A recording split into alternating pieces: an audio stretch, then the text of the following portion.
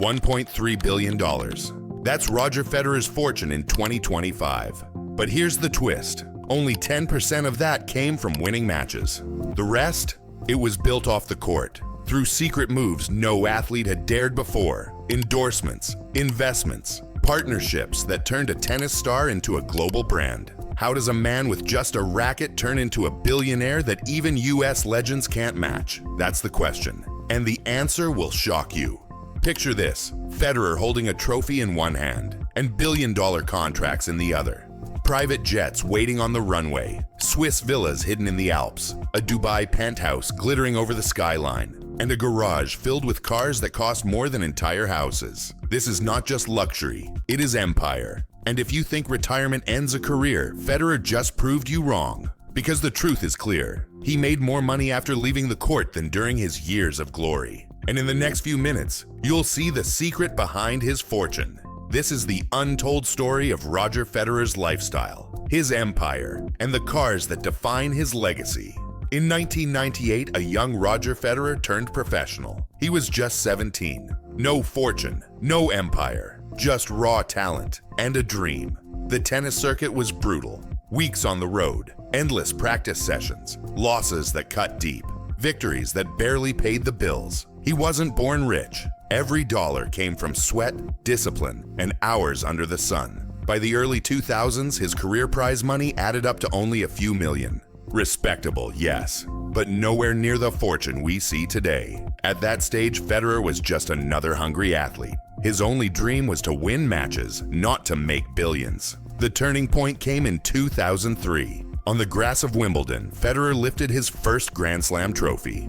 It was the breakthrough moment. The boy from Basel was now a champion on the world's biggest stage. And someone else was watching. Endorsement companies, sponsors, brands searching for the next global face. They saw more than a player. They saw charisma. They saw elegance. They saw a potential icon. And quietly, the seeds of billionaire Federer were being planted. While he focused on forehands and serves, deals were waiting in the background. Destiny was already calling. Because Federer wasn't just winning tournaments. He was building a brand the world would soon pay billions to be a part of. But how did a boy earning prize checks suddenly step into the billion-dollar arena? After his Wimbledon breakthrough in 2003, the world began to notice. Not just fans, not just rivals, but brands. By the mid-2000s, Federer was no longer just a champion. He was the face of tennis. The calls came quickly. Nike, Wilson, Rolex. Each one saw something rare. A player who was not only dominant, but graceful, humble, and global.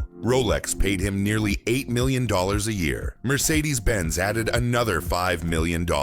And together with Nike and Wilson, Federer's income began to soar. Every advertisement carried his calm face. Every billboard reflected his elegance, and each one meant millions flowing into his account. By 2010, Federer was already earning more off the court than on it. Prize money from matches was dwarfed by endorsement checks. He was no longer just an athlete. He was a brand ambassador for the world's most powerful companies. And this changed everything. Because endorsements do more than pay. They cement reputation. They create recognition. They make an athlete untouchable in the business world. Federer had built the foundation of an empire without swinging a racket. But this was still only the beginning. The real shock was yet to come. Because one deal, far bigger than Rolex, bigger than Mercedes, would change his fortune forever. So what contract could take Federer from millionaire athlete to billionaire icon? In 2018, Roger Federer shocked the sports world. He walked away from Nike after more than 2 decades, and he signed with Uniqlo. The deal? A staggering $300 million contract. It wasn't just a clothing agreement, it was the start of Federer's own lifestyle empire. Unlike traditional sports deals, this contract came with a twist. It guaranteed income for 10 years, even if Federer retired, even if he never picked up a racket again. The message was clear. This was not just about matches. This was about building legacy wealth. By design, Federer would make more money after retirement than during his championship years. Imagine that. Getting paid millions every year, without winning a single point. That was the brilliance of the Uniqlo move. It showed how Federer outsmarted the system. Where other players depended on trophies, Federer depended on strategy. Endorsements became pipelines. And pipelines don't stop when the stadium lights turn off. This was Federer turning brand loyalty into something much bigger. Financial independence, but Uniqlo was only part of the puzzle, because the true leap in his fortune didn't come from clothing. It came from an investment that turned him from millionaire athlete to billionaire icon. A single hidden move that made his fortune explode. So what was the investment that pushed Federer into the billionaire class? In 2019, Federer made a move that few noticed. He bought a small 3% stake in a Swiss sportswear brand called On. At the time, On was just a rising name. A boutique running shoe company. Not Nike, not Adidas. But Federer saw something others missed. By 2021, On went public. Its stock soared. By 2025, the brand was valued at nearly $17 to $19 billion. And Federer's stake? Worth almost $500 million. One investment, one decision, and suddenly it was bigger than all his career prize money combined. This wasn't luck, this was vision. Federer knew his brand could add weight. He wore the shoes. He promoted them on and off the court. And On exploded into a global sportswear powerhouse. While rivals cashed endorsement checks, Federer was planting money trees. Trees that would keep growing long after his retirement. This single bet redefined his fortune. It turned him from a wealthy athlete into a billionaire businessman. The lesson was clear. Federer didn't just play tennis. He played the long game of wealth. And he won. But numbers alone don't tell the full story. Because with billions flowing in, Federer built a life that reflected it. A life of luxury, of private jets, of homes across continents. So how did he live with all this wealth? What did Roger Federer's luxury lifestyle really look like? For Roger Federer, wealth was not just numbers. He built it, literally. In 2014, he spent $7.3 million to construct a lakeside mansion in Vollero, Switzerland, a glass and concrete fortress on Lake Zurich. It became his base, modern, secure, surrounded by silence and water. But this was only one piece of his property empire. Back in 2008, Federer added a chalet in Valbella, a luxury escape in the Swiss mountains, perfect for winter retreats. And in Dubai, he reached even higher, a $23.5 million penthouse overlooking the skyline, glass towers, private pools, views of the desert and sea. Together, these homes created more than comfort. They were symbols of stability for his wife Mirka and their 4 children, symbols of a career turned into permanence. While other athletes struggled after retirement, Federer built anchors, homes across continents, each one worth more than most people earn in a lifetime. Imagine living that way. Not one dream home, but 3, each on a different continent, each a sanctuary, each proof that his empire was real. But Federer's story of luxury didn't end with villas and penthouses, because the garage beneath these homes told another story. A story of horsepower, of machines built for speed and elegance, of cars that cost more than entire careers. So the question is simple. What cars filled the garage of a man worth $1.3 billion? Step inside Roger Federer's garage and you see his second empire. Not trophies, not medals, but Mercedes. Everywhere. His partnership with Mercedes-Benz turned his garage into a living showroom of luxury and speed. In 2011, he picked up the AMG SLS Roadster, a supercar worth $258,000, a machine of gull-wing doors and thunderous engines. By 2022, the collection expanded.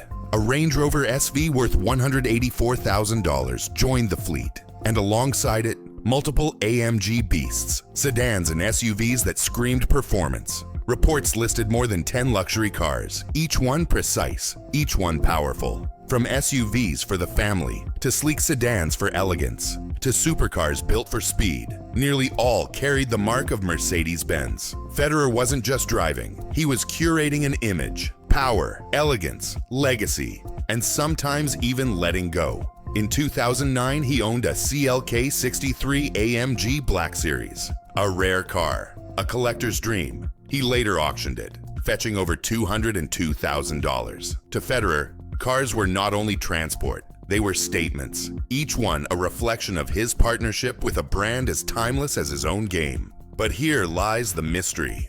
Because as dazzling as the cars and villas may seem, Federer's empire hides something bigger, something deeper than lifestyle, a secret that explains why he became untouchable long after retirement. So what is the truth behind the secret that really made Federer impossible to match? The shocking truth is simple. Roger Federer's fortune was not built by tennis. Yes, he earned over $130 million in prize money across 2 decades. But that is barely 10% of his wealth. The remaining 90% came from somewhere else. From endorsements, from equity stakes, from deals like his $300 million Uniqlo contract, from smart bets like his stake in On Running, now worth nearly $500 million.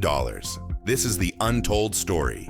Federer's greatest victories didn't happen inside stadiums. They happened in boardrooms, across negotiation tables, inside contracts that guaranteed him wealth long after the applause stopped. Each deal was a step away from the fragile world of sports. Each investment was a step closer to financial immortality. While rivals measured success by trophies, Federer measured it by freedom. Freedom to retire when he wanted. Freedom to live where he wanted. Freedom to shape a legacy bigger than tennis itself. And here's the twist. Federer quietly proved something radical. That branding could be more powerful than winning. That the face of elegance could earn more than the fiercest champion. That influence lasts longer than records. But his story is not just about wealth. It's about the lesson behind it. Because Federer's billion is not just a number. It's a roadmap. A reminder that success is not limited to what you do on the field. It's about how you turn opportunity into legacy. So what ultimate realization does Federer's story reveal about money, power, and destiny? Roger Federer's story reveals a truth many miss. Success is not only about talent, it is about leverage. Federer didn't just play tennis. He used tennis as a launchpad for something much bigger, an empire. By 2025, his fortune places him alongside the giants. Michael Jordan, Tiger Woods, the rare club of billionaire athletes who turned sport into industry. But Federer's path was different. He was not the loudest, not the most controversial, not the most aggressive. He built quietly, with discipline, with elegance, with moves so precise they mirrored his one-handed backhand. And the results are staggering. A $1.3 billion fortune. A family anchored in homes across Switzerland and Dubai. A garage filled with cars that roar like his forehand once did. And a lifestyle that rivals royalty. But beneath all of this lies the deeper meaning. Because Federer's true legacy is not measured in trophies. It is measured in the way he engineered wealth. Most athletes retire and fade. Federer retired and grew louder. For fans, he became proof that greatness does not end with the final match. It can amplify. It can evolve. It can transform into something immortal. While America built sports icons, Federer built a sports kingdom. A kingdom that will outlast his playing days. And inside this kingdom lies the one secret. The secret that proves Federer's power is not just about who he was on the court. It's about who he became after. So what is the shocking secret that proves Federer's true power? The final truth is clear. Roger Federer's empire was never about simply winning. It was about transforming his very name into a billion-dollar brand. For years, fans thought the game ended at the last trophy. But Federer was playing another match, a longer match. One that unfolded not on grass or clay, but inside contracts, equity stakes, and silent boardroom deals. This was the twist. The real game was never just on the tennis court. It was in how he turned endorsements into pipelines, how he turned a logo on a shirt into $300 million, how he turned a small shoe company into $500 million. While rivals chased prize money, Federer chased permanence. And that is the difference. Because championships fade, records fall, fans forget, but brand power compounds forever. Federer understood this. He didn't just retire, he immortalized himself, not just as a champion, but as a billionaire icon. His legacy is not only in the 20 Grand Slams, it's in the empire he built after. The homes, the jets, the cars, the contracts that kept paying long after the applause ended. The shocking truth, tennis gave him trophies, but business gave him billions. And that is Federer's hidden secret. Not a shot, not a match, not even a title, but a system of leverage. A system that outlasts time. So now ask yourself, are you chasing short-term wins? Or are you building a legacy that never fades? From the quiet streets of Basel to the billion-dollar boardrooms of the world, Roger Federer's journey has redefined what victory truly means. He wasn't just a master of the court, he became a master of the game of life. Because real greatness is not measured only by the trophies you hold. It is measured by how you shape your future. Federer showed that a career can end, but a legacy can keep growing. He proved that discipline, vision, and brand power can outlast even the fiercest champion. And today, his empire stands as proof. From Grand Slams to global investments, from endorsements to empires. This is how a legend becomes immortal. But Federer's story is just one of many. And we will bring you more untold stories of icons who turned careers into empires. So subscribe now, because the next secret might shock you even more. And tell us in the comments, do you think Federer is the greatest billionaire athlete of all time? Or is someone else building an even bigger empire?